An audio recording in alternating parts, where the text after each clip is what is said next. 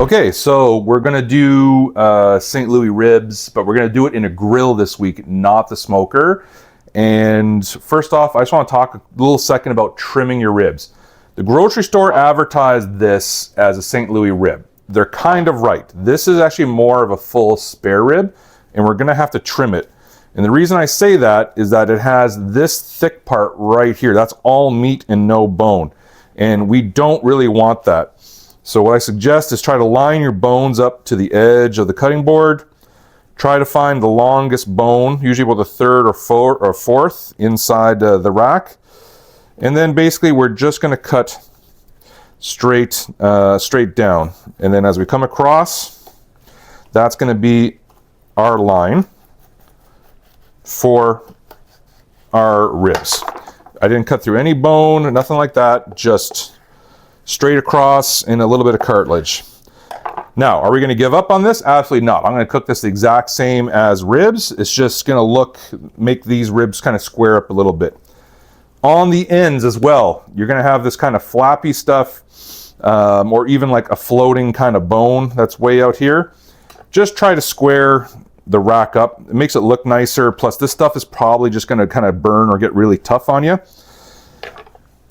Now, sometimes you have this kind of meat that's over top of the membrane. So what we're going to do is we're going to try to trim some of this stuff off. Because again, it's just going to kind of probably burn or again, get really tough on you. And we want to expose the back end of the ribs. Okay, so that's where we started. And now we have a nice squared rack of ribs. And for this recipe, it calls to keep the back membrane on. You probably know a lot of videos, they'll rip that off. But for this one, we're going to leave it on. So I'm going to trim the second set, and then we're going to get ready to put this in the brine. Okay, so now that we're all trimmed up, we're ready for the brine. I got about like 16 cups of water is the ratio here. And we're going to do half a cup of sugar, and then half a cup of salt. And then we're going to give that a stir. Try to dissolve it as much as possible. And what this actually does is it'll make the meat, and this is why they use it for turkeys and chickens, it'll make the meat swell with water, but the salt and stuff will kind of stay out. So, all right. We're all mixed up, and now in goes our nicely trimmed rack of ribs. And so I'm going to try to get these guys as fully submerged as I can. So we're going to start with the two most important cuts, which are the trimmed cuts. And because we don't want to waste it and it's still good, is that this piece right here that we trimmed off, which actually has the spare ribs, we're going to throw that in there too, because that is still going to be some really good eating when we cook it up. Now, once this is all in there, we're going to put a lid on it, and it's going to go in the fridge to brine for about an hour. So after an hour, I'll come back, and we'll check in to see how we're doing, and then we're going to get ready for the spice rub. Okay, so while the ribs are brining, we're going to make our spice rub. So we've got some chili powder, paprika, cumin,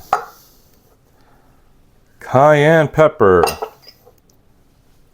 white pepper, black pepper, oregano, and a little bit of brown sugar. Or as I like to call it, the solid diabetes. All right, and now we shake this guy up. And that's it. Now we're ready for the ribs when they come out. All right, we're an hour now in the brine. Out she comes.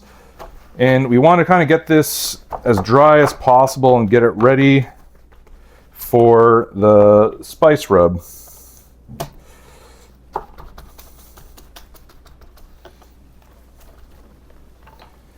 Now, I don't know about you guys. I'm kind of interested in this recipe because I've never brined ribs before. So this is the first even for myself. Okay, so there we go. And we're going to do about a tablespoon of rub on each side of the ribs.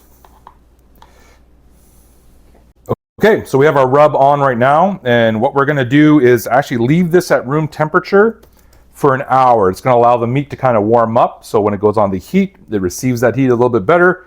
It gives also the rub a chance to kind of do its thing and penetrate the meat some more. So in an hour, we'll come back and we're gonna show you how to turn a grill into a homemade smoker. All right, so while we're waiting, we're kind of in the last 10-15 minutes.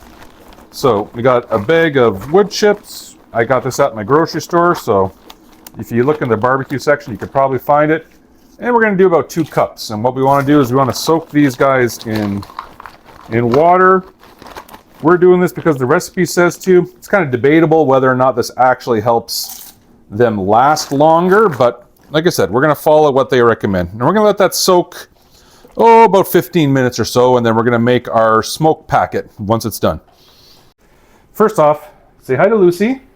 Hello, babies. Yes, you're such a good dog. Okay, so we've drained our chips. They're wet. We got some foil. I think it says 8x4 or just whatever. Best guesstimate's fine. You're gonna want to leave a little bit of extra room. I found in the past, especially if you kind of crinkle up your packet. And then another one on top. And then just kind of roll it to kind of what you're looking for. This isn't the scientific by any means.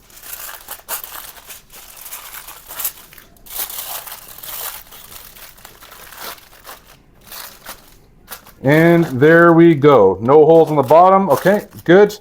We got a small hole on top, but that's fine because we're going to cut 2 kind of 2-inch holes in the top. And that's just, again, to let some of that smoke out. All right, we are now ready to head to the grill. All right, so looking at this, I think we're gonna make this the primary burner because it's the smaller of all the grates. We're gonna put this guy just kind of right on top of him. And then we're just going to put that right back on top. So we have all of our burners are now on high, and we're going to close the lid and we're going to wait till this starts to smoke. And like we have our own built-in smoker. I do have a smoker and I feel really bad, so I'm so sorry, Maximus, for doing this to you, but it's what the cookbook says. My name is Maximus Decimus Meridius, commander of the armies of the North, general of the Felix Legions. Loyal servant to the true Emperor Marcus Aurelius. Father to a murdered son.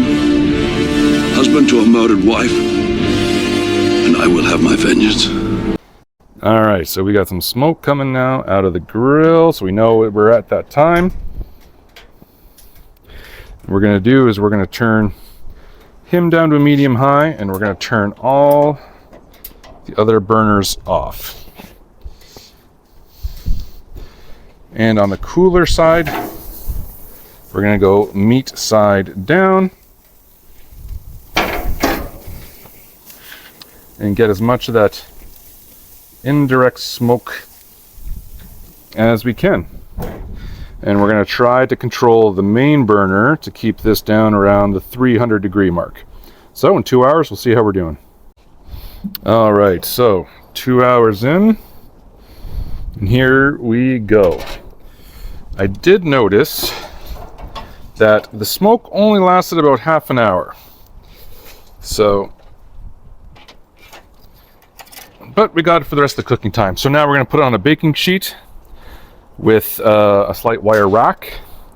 And we're gonna get them inside and we're gonna wrap them in foil.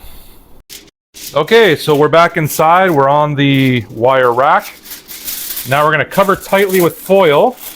And then we're gonna put this into an oven at 325 for another 2 hours. All right, so the ribs are out of the oven now. We've got about 2 hours in there. And we want to kind of let them rest, but we also want to let some of the steam out. So what we're going to do is we're just going to loosen some of this foil. We're not going to completely uncover them. And steam is already starting to billow out. And after about half an hour, We'll take another peek and see how they're doing. Okay, we've been resting for half an hour, so let's see the fruits of our labor here. Here we go. Color looks great. Looks like she wants to give away from the bone. But most importantly, let's see how she tastes. So, we've got some smoke penetration. Looking pretty good.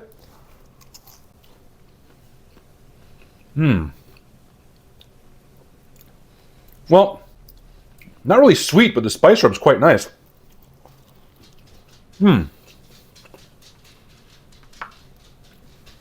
It's tender and it's everything you'd want in a rib. This is from Master of the Grill by America's Test Kitchen.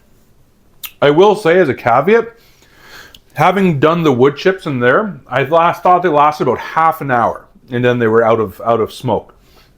Having a smoker myself, I would probably do these in the smoker at the temperature that they wanted.